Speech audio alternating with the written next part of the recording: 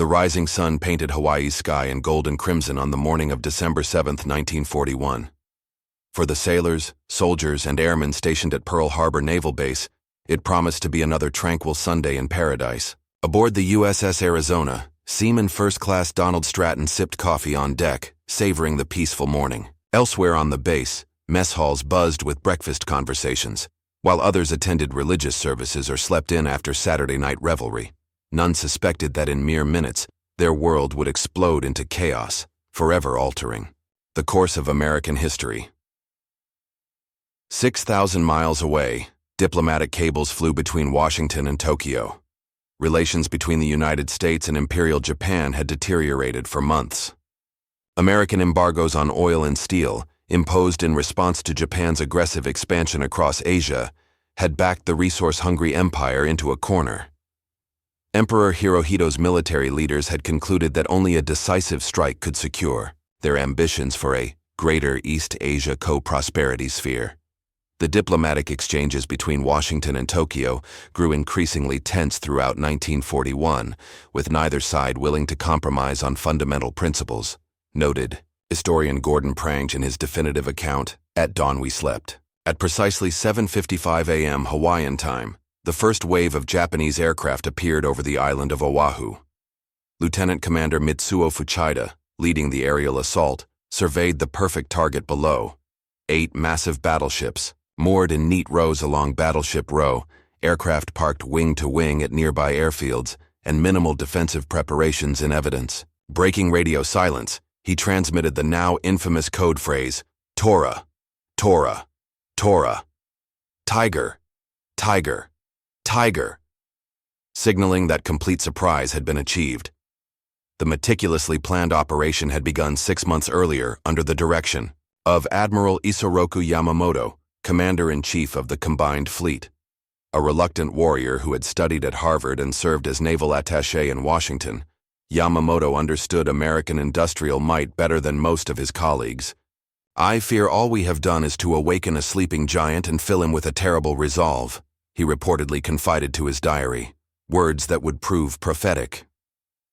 The attacking force had departed in strict secrecy from Tankan Bay and the Kuril Islands on November 26th, maintaining radio silence throughout their journey across the northern Pacific.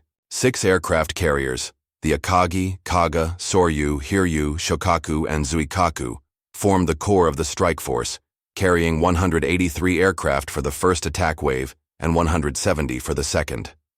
Below on Oahu, radar operators at the Opana Point Station detected the incoming aircraft at 7:15 a.m., but were told by their lieutenant to disregard the sighting, believing it to be a scheduled arrival of American B-17 bombers from California. This critical intelligence failure would later become one of many painful lessons in America's post-war security reforms.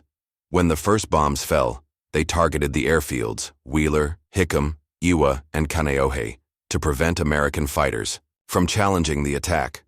Dive bombers screamed down from 15,000 feet, while torpedo bombers approached just above the water's surface. 0 fighters strafed the ground, their distinctive rising sun insignias clearly visible as they flashed past stunned onlookers. The New York Times would later describe the opening moments. "The attack came with the suddenness of a thunderclap and with all the fury of a summer storm. In an instant, the peaceful Sunday morning erupted into a maelstrom of explosions, flames, and death." Aboard the USS Oklahoma, Seaman James Ward had just finished breakfast when the first explosions rocked the harbor. Racing to his battle station, he witnessed 3 torpedoes slam into the ship's port side in rapid succession. Within minutes, the massive battleship began to roll. "Abandon ship!" came the desperate cry as the vessel capsized, trapping hundreds of sailors inside. Ward leapt into the oil-slicked harbor waters, swimming through fire and debris toward shore. The first wave of the attack lasted approximately 30 minutes, causing catastrophic damage. But for the men of Pearl Harbor, the ordeal had just begun. A second wave of Japanese aircraft was already inbound, and America's day of infamy was only entering its terrible middle act. As the second wave of Japanese aircraft appeared over Pearl Harbor at 8:45 a.m., thick black smoke already obscured much of the harbor. The devastation from the first attack was extensive, yet the worst was still to come. This wave focused primarily on the ships that had somehow escaped damage earlier, while continuing to strafe airfields to ensure American aircraft remained inoperable. Lieutenant Commander Fuchida, circling above at 14,000 feet, directed operations with cold efficiency. His pilots executed their mission with precision born of months of intensive training. Each bomb was aimed at vital targets, repair facilities, fuel storage tanks, and most importantly, the heart of America's Pacific Fleet. The meticulous planning behind the Pearl Harbor attack represents one of military history's most thoroughly executed surprise operations. Military historian Victor Davis Hanson noted in Carnage and Culture, at 8:52 a.m., a scene of apocalyptic proportions unfolded on the USS Arizona. A modified 16-inch shell, dropped from a high-level bomber, penetrated the battleship's forward deck. The armor-piercing bomb detonated in the forward ammunition magazine, triggering a cataclysmic explosion that lifted the massive warship out of the water. Over 1,000 men died almost instantly, many vaporized by the blast's incredible heat. The ship's superstructure collapsed as jet-black smoke billowed thousands of feet into the Hawaiian sky. Seaman Donald Stratton, who had been enjoying coffee just hours before, found himself trapped on a burning platform. With skin hanging in strips from his body, suffering burns over 70% of his body, he and 5 others escaped only through the heroic actions of Joe George, a sailor from the repair ship Vestal, who threw them a line across a gap of 70 feet. Hand over hand, the severely burned men pulled themselves to safety, a journey of excruciating pain that would later epitomize the day's countless acts of extraordinary courage. On Ford Island, in the harbor's center, Lieutenant Annie Fox, the Sauai, first woman to receive the Purple Heart, organized hospital care for the wounded who arrived in overwhelming numbers. With minimal medical supplies and staff, she transformed the station hospital into an emergency trauma center, treating burns, shrapnel wounds, and horrific injuries beyond any training scenario she had ever experienced. Medical personnel worked without rest for 72 hours straight following the attack, reported the Honolulu Advertiser on December 10th. Many remained at their posts despite being wounded themselves. Below the harbor's surface, a different drama unfolded. The USS Oklahoma had fully capsized, trapping more than 400 sailors in pitch darkness. In compartments quickly filling with water, men tapped desperately on the hull, hoping someone might hear. For 3 days, rescue teams would work, feverishly, cutting through the ship's bottom with acetylene torches. 32 men would be pulled alive from the wreckage, while 329 perished.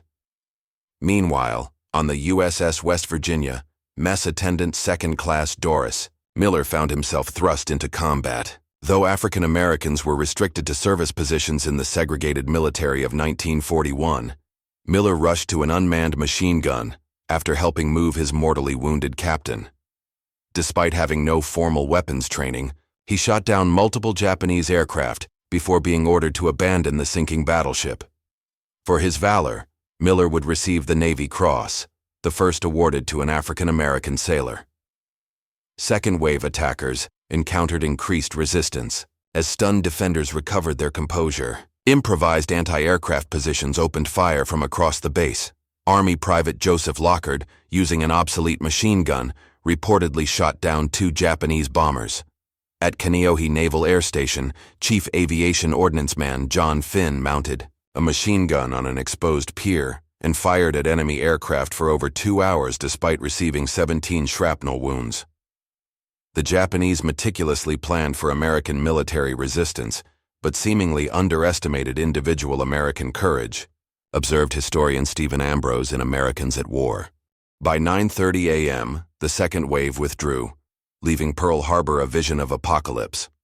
8 battleships were damaged or sunk, 18 other ships were damaged, nearly 200 aircraft destroyed, and 2,403 Americans killed. The Japanese had lost just 29 aircraft and 65 men. As smoke and fire consumed America's Pacific might, Admiral Chuichi Nagumo, commanding the Japanese carrier strike force, made a fateful decision. Despite his pilots' pleas for a third attack wave targeting repair facilities and fuel storage tanks, Nagumo ordered a withdrawal. This decision, perhaps the most controversial of the entire operation, would preserve America's infrastructure for the eventual counterattack that would turn the tide of war in the Pacific. News of the attack reached Washington, D.C. shortly after 1:30 p.m. Eastern Time. At the White House, President Franklin Delano Roosevelt received the shocking reports with grim resolve. His naval aide, Lieutenant Commander John McCrae, later recalled the president's face showing complete and absolute control as details filtered in. That control masked an inner fury that would soon galvanize an entire nation. Secretary of State Cordell Hull had been scheduled to meet with Japanese diplomats Kichisaburo Nomura and Saburo Kurusu at 1 p.m., the very moment the attack was underway. When the envoys arrived at his office 40 minutes late, apparently unaware of the assault their nation had launched, Hull refused to accept their prepared note about ending negotiations. "In all my 50 years of public service," Hull reportedly told them, "I have never seen a document more crowded with infamous falsehoods and distortions." Across America, the news spread like wildfire through radio broadcasts that interrupted regular Sunday programming. "We interrupt this program to bring you a special news bulletin," announced NBC's John Daly. "The Japanese have attacked Pearl Harbor, Hawaii by air, President Roosevelt has just announced." The Washington Post would later describe the nation's reaction. Americans gathered around radios in living rooms, diners, and public squares, collectively experiencing the same emotions of shock, disbelief, and then resolute anger. In Boston, a crowd spontaneously sang the Star-Spangled Banner outside City Hall.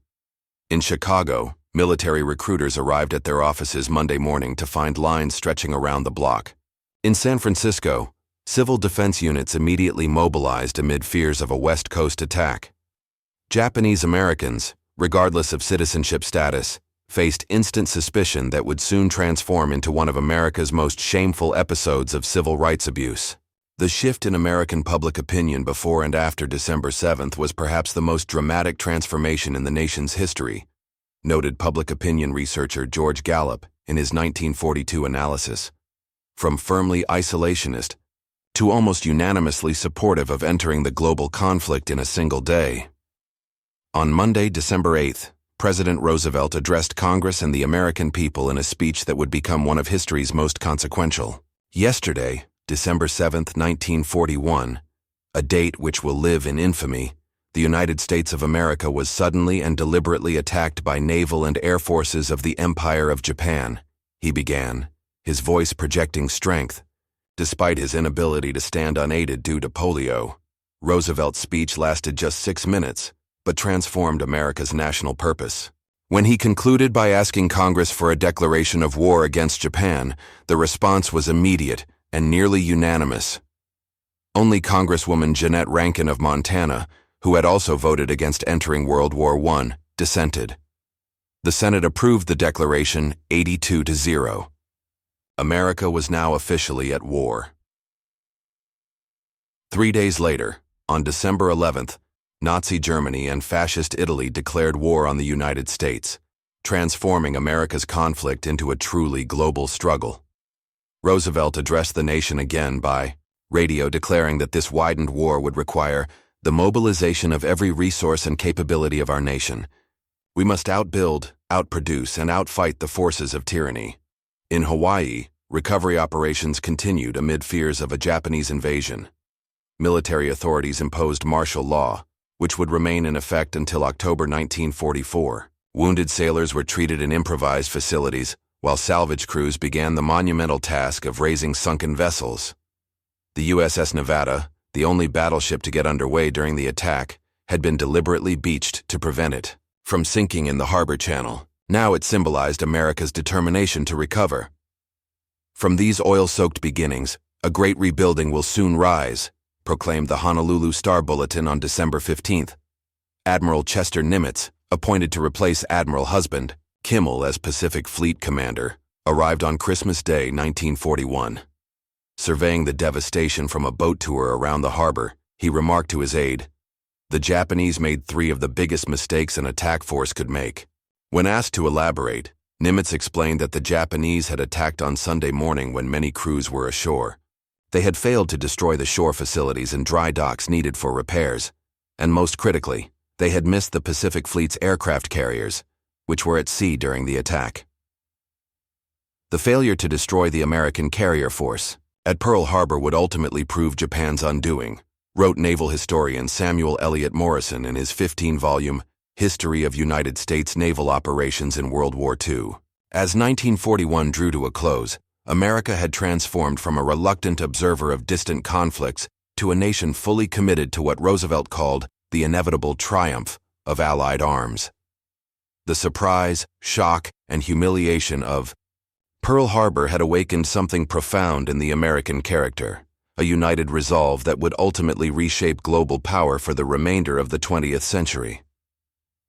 By January 1942, Pearl Harbor had transformed from a scene of devastation to a hive of round-the-clock activity. Salvage operations proceeded at an unprecedented pace, powered by American engineering ingenuity, and a workforce swelled by thousands of civilian shipyard workers rushed to Hawaii.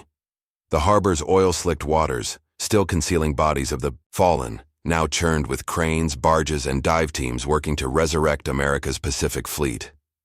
The USS California, West Virginia, and Nevada, once thought unsalvageable, were gradually raised from the harbor bottom. Shipwright Edward Raymer, who led underwater demolition teams in the recovery effort, later wrote, "We worked in total darkness, surrounded by jagged metal and the constant danger of shifting debris. But each inch of progress felt like a blow, struck back against the enemy." Above the waterline, Pearl Harbor's repair facilities, ironically spared by Admiral Nagumo's decision against a third attack wave, operated non-stop. The repair ship USS Medusa became known as the Miracle Ship for completing major repairs on damaged vessels in days rather than the weeks or months such work would normally require. The speed of America's recovery at Pearl Harbor stunned Japanese. Naval Intelligence reported the Naval Institute proceedings in its post-war analysis. Ships they believed permanently destroyed returned to combat within months. Not all vessels could be saved. The USS Arizona, where 1,177 men remained entombed, was deemed unsalvageable. Its visible portions were cut away, but the hull and many of its occupants would remain beneath the harbor waters, eventually becoming a solemn memorial. Similarly, the Utah and Oklahoma, after recovery of remains, were decommissioned and partially salvaged for materials. Meanwhile, America's industrial might shifted to a war footing with astonishing speed. Factories that had produced civilian automobiles in November 1941 were manufacturing tanks and aircraft by February 1942. The massive shipyards at places like Norfolk, Virginia, and Mare Island, California, expanded overnight, operating in 3 shifts, to produce vessels at a rate that would ultimately overwhelm Japan's capacity to replace losses. On the home front, rationing began for rubber, gasoline, nylon, and other materials critical to the war effort. Victory gardens appeared in backyards across America, while scrap metal drives emptied attics and basements of anything that might contribute to weapons production. Children collected tin foil and rubber bands, feeling they too had a role in avenging Pearl Harbor. President Roosevelt established the War Production Board in January 1942, giving it extraordinary powers to direct industrial output. Donald Nelson, its chairman, famously told industrialists, "The word impossible is hereby stricken from our dictionary." The results were staggering. In December 1941, American factories produced fewer than 3,000 aircraft per year. By 1944, they were producing nearly 8,000 per month. Similarly, shipbuilding increased from approximately 15 vessels annually to 1 ship completed every 16 hours at the height of wartime production. No nation in history had ever converted its economy for war with such speed and efficiency. Economist John Kenneth Galbraith noted in his study The Economics of World War II. The military underwent equally dramatic expansion. The U.S. Army, which had numbered fewer than 200,000 men before Pearl Harbor, would eventually grow to over 8 million. The Navy expanded from 325,000 sailors to over 3 million. Training facilities operated beyond capacity, producing pilots, gunners, and infantry in accelerated programs that compressed years of instruction into months. For many Americans, military service became their first journey beyond hometown boundaries. Fresh-faced farm boys from Iowa found themselves in boot camps alongside city dwellers from New York. The shared experience of training and the common purpose of avenging Pearl Harbor began breaking down regional and social divisions that had long characterized American society. Women entered the workforce in unprecedented numbers, taking positions in shipyards, aircraft factories, and munitions plants previously considered exclusively male domains.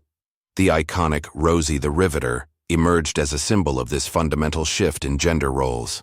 By 1943, women constituted over 36% of the civilian labor force, a transformation that would have lasting implications for American society long after the war ended. Pearl Harbor changed not just America's geopolitical position, but its social fabric, observed historian Doris Kearns Goodwin in No Ordinary Time. Traditional barriers of gender, race, and class became more permeable under the urgent demands of total war. In military planning rooms, the lessons of Pearl Harbor drove sweeping changes in intelligence gathering, command structures, and defensive postures. Never again would America be caught so thoroughly unprepared. The Office of Strategic Services, OSS, predecessor to the modern CIA, was established in June 1942, creating America's first centralized intelligence agency. Naval communications security was completely overhauled, with new encryption systems and protocols instituted across all branches of service. By spring 1942, just 4 months after the attack, America had not only begun to recover, but was preparing to take the offensive. The path ahead would be long and costly, but Pearl Harbor's darkest legacy, complacency, had been permanently exorcised from American strategic thinking. In the pre-dawn darkness of April 18, 1942, 16B-25, Mitchell bombers lumbered down the pitching deck of the USS Hornet, 400 miles east of Japan. Led by Lieutenant Colonel James "Jimmy" Doolittle, this audacious mission represented America's first strike against the Japanese homeland. Though militarily insignificant, the psychological impact would be enormous, both for American morale and Japanese confidence. The raid had been conceived by Navy Captain Francis Lowe and approved personally by President Roosevelt, who understood its symbolic importance. The technical challenges were immense. Medium bombers had never before launched from an aircraft carrier. The planes were stripped of excess weight and modified with additional fuel tanks, but each pilot knew they likely lacked sufficient fuel to reach safe landing fields in China after bombing their targets. "We were never under any illusions about the risks," Doolittle later wrote in his autobiography. "Every man volunteered knowing this mission might well be one way." Forced to launch prematurely after being spotted by Japanese picket boats, the raiders struck Tokyo, Yokohama, Kobe, and Nagoya in broad daylight, bombing military and industrial targets. Emperor Hirohito himself witnessed the attack on Tokyo from the Imperial Palace grounds. Though damage was minimal, the psychological shock to Japan was profound. The nation's military leaders had promised the homeland would remain inviolate throughout the war. The Doolittle raid represented the first fulfillment of America's post-Pearl Harbor promise to bring the war to Japan's doorstep, noted the Chicago Tribune on April 20, 1942. Of the 80 men who participated, 8 were captured by Japanese forces after crash landing or bailing out over occupied China. 3 were executed after show trials, and a 4th died in captivity. The remaining 69 eventually made it back to American forces with the help of Chinese civilians, who often paid a terrible price for their assistance. Japanese reprisals against the Chinese would claim an estimated 250,000 lives. While the Doolittle raid captured headlines, a more decisive engagement was brewing in the Central Pacific. American cryptanalysts, working tirelessly to break Japanese naval codes, had achieved remarkable success by early May 1942. Their work revealed Japanese plans to capture Midway Atoll, a tiny but strategically critical American outpost northwest of Hawaii. Commander Joseph Rochefort, heading the Combat Intelligence Unit at Pearl Harbor, correctly interpreted intercepted messages indicating an operation against AF, which he brilliantly identified as Midway by having the base send an uncoded message claiming water purification problems, then watching for Japanese messages mentioning water issues at AF, Rochefort's code-breaking achievements represent perhaps the most consequential intelligence success in American military history. Military historian John Keegan would later write in Intelligence in War. Admiral Chester Nimitz, now commanding the Pacific Fleet from a hastily repaired headquarters at Pearl Harbor, made a fateful decision. Rather than focusing on rebuilding his damaged battleship force, he would stake everything on his three available aircraft carriers, the Enterprise, Hornet, and Yorktown. The latter had been severely damaged in the earlier Battle of the Coral Sea and was repaired in an astonishing 72 hours at Pearl Harbor's newly efficient repair facilities. On June 4, 1942, just 6 months after Pearl Harbor, the titanic Battle of Midway began. Admiral Isoroku Yamamoto, architect of the Pearl Harbor attack, had assembled an overwhelming force: 4 fleet carriers, 7 battleships, and numerous supporting vessels. Against this armada, Nimitz could position only 3 carriers and no battleships. What followed would change the course of the Pacific War. American dive bombers, locating the Japanese carrier force at a crucial moment when their flight decks were crowded with aircraft being refueled and rearmed, struck with devastating effect. Within 6 minutes, 3 Japanese fleet carriers, Akagi, Kaga, and Soryu, were transformed into flaming infernos. A 4th, the Hiryu, launched a counterattack that damaged the Yorktown before being sunk later that day. In those crucial minutes at Midway, the balance of naval power in the Pacific shifted irrevocably, wrote historian Walter Lord in his account, Incredible Victory. The Battle of Midway cost Japan 4 irreplaceable fleet carriers and over 3,000 experienced naval aviators and sailors. Perhaps most significantly, it claimed the cream of Japan's naval air groups, veteran pilots whose expertise could not be replaced by the limited Japanese training program. American losses, while substantial, were sustainable: 1 carrier and 307 men. Admiral Yamamoto, who had predicted he could run wild in the Pacific for 6 months to a year after Pearl Harbor, had been proven eerily accurate. Almost exactly 6 months after the attack, Japan's offensive capability suffered a blow from which it would never recover. In Washington, the stunning victory was received with measured optimism. Secretary of War Henry Stimson noted in his diary, "We have crossed a vital threshold. For the first time, we can see the path to victory, though the journey remains long." Throughout the summer and fall of 1942, the strategic initiative continued shifting. In August, U.S. Marines landed on Guadalcanal in the Solomon Islands, beginning a brutal 6-month campaign that would further deplete Japan's irreplaceable naval and air resources. The island's Henderson Field, named for a Marine pilot killed at Midway, became the site of almost nightly naval engagements in the waters that would soon be known as Iron Bottom Sound for the numerous ships sent to the bottom.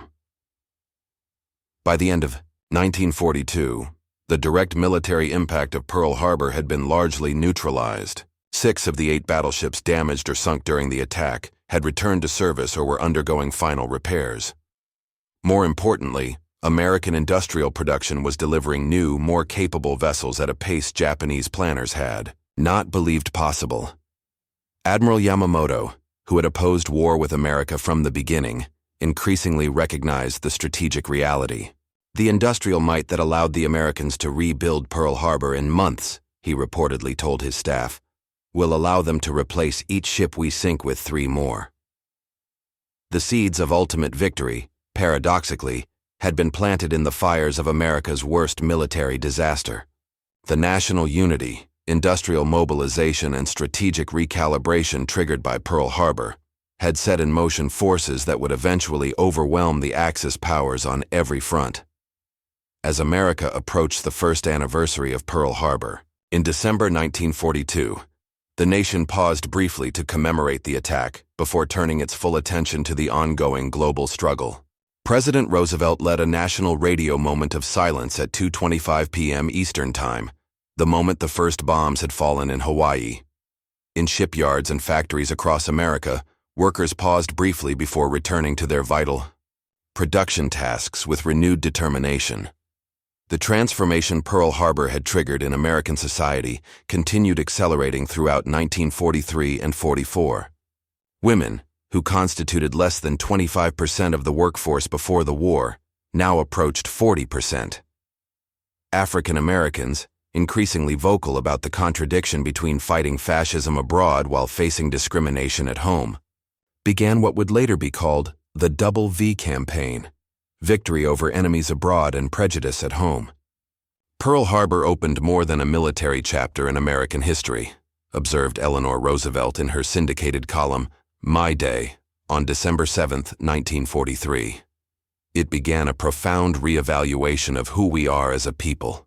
The National Security Act of 1947 would eventually codify the lessons of Pearl Harbor into permanent institutional form, creating the Department of Defense, the National Security Council, and the Central Intelligence Agency. Never again would America's intelligence assets remain so fragmented or its military branches so isolated from one another. The surprise that had been possible on December 7, 1941, had permanently altered the nation's security architecture. America's ability to gather, analyze, and act upon intelligence underwent a revolution after Pearl Harbor, noted CIA historian David Robarge in a declassified agency publication. The attack exposed catastrophic weaknesses in how we collected and shared critical information. For the men who survived the attack, life continued with invisible scars. Donald Stratton, one of the few survivors from the USS Arizona's forward section, underwent 13 major surgeries and years of painful rehabilitation. Discharged due to his injuries in 1942, he re-enlisted 1 year later, determined to see the war through to its conclusion. He would serve aboard the destroyer USS Stack during several major Pacific engagements.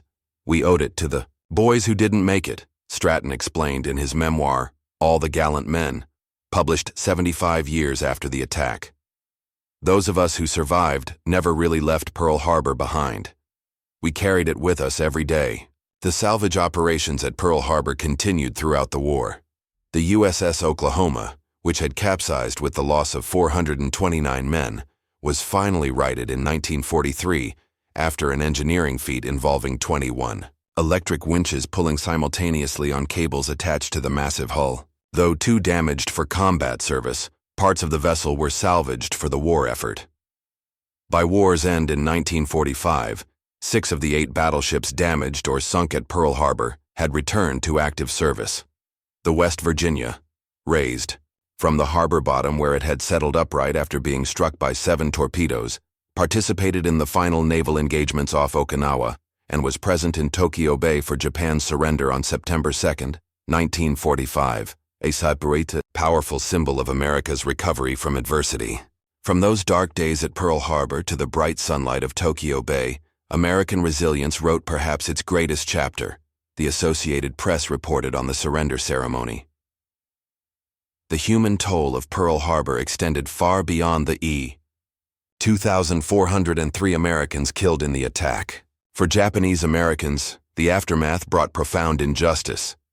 Executive Order 9066, signed by President Roosevelt in February 1942, authorized the forcible relocation of approximately 120,000 Japanese Americans, 2/3 of them U.S. citizens, to internment camps in the American interior. Fred Korematsu, a California-born citizen who resisted the order, challenged its constitutionality all the way to the Supreme Court, which ruled against him in a decision that has since been widely condemned. Pearl Harbor created an atmosphere of fear that allowed fundamental constitutional protections to be suspended, noted Supreme Court Justice Robert Jackson in his dissenting opinion. Despite this treatment, approximately 33,000 Japanese Americans would serve with extraordinary distinction in the U.S. military during World War II. The all-Japanese American 442nd Regimental Combat Team became the most decorated unit of its size in American military history, earning more than 18,000 individual decorations, including 21 Medals of Honor. As the war receded into history, Pearl Harbor assumed a place in American consciousness alongside Valley Forge, Gettysburg, and other crucibles that had tested and ultimately strengthened the nation. The phrase "Remember Pearl Harbor," which had initially served as a call for vengeance, gradually transformed into a reminder of the costs of military unpreparedness and the dangers of isolationism. The USS Arizona Memorial, dedicated in 1962, became a place of solemn pilgrimage for veterans, world leaders, and ordinary citizens. Designed by architect Alfred Price, the striking white structure spans the midship portion of the sunken battleship without touching it. Oil still seeps from the vessel's fuel bunkers. Tears of the Arizona, as they are known to visitors. "We built this memorial," Admiral Chester Nimitz said at its dedication, "to remember and learn, not to glorify war." In the decades following World War II, Pearl Harbor's legacy influenced American strategic thinking through the Cold War and beyond. The principle of maintaining forces at high readiness, the emphasis on forward deployment, and the determination to maintain overwhelming maritime superiority all trace their modern forms to lessons purchased at devastating cost on December 7, 1941. Pearl Harbor survivor Richard Fisk, who returned to Hawaii after the war and became a volunteer at the Arizona Memorial, perhaps best captured the attack's enduring significance. Well into his 80s, Fisk regularly met with visiting Japanese veterans and schoolchildren, exchanging reconciliation roses with former enemies. "We can't forget what happened," he would tell visitors, "but we can forgive." Pearl Harbor taught us the cost of war and the value of peace. That's what I hope people remember most. As the last survivors have passed away in the early 21st century, Pearl Harbor has transitioned from living memory to historical legacy. Yet its fundamental lessons about vigilance, preparedness, and the capacity of a free people to overcome devastating setbacks remain as relevant to contemporary America as they were on that Sunday morning when peace was shattered in paradise.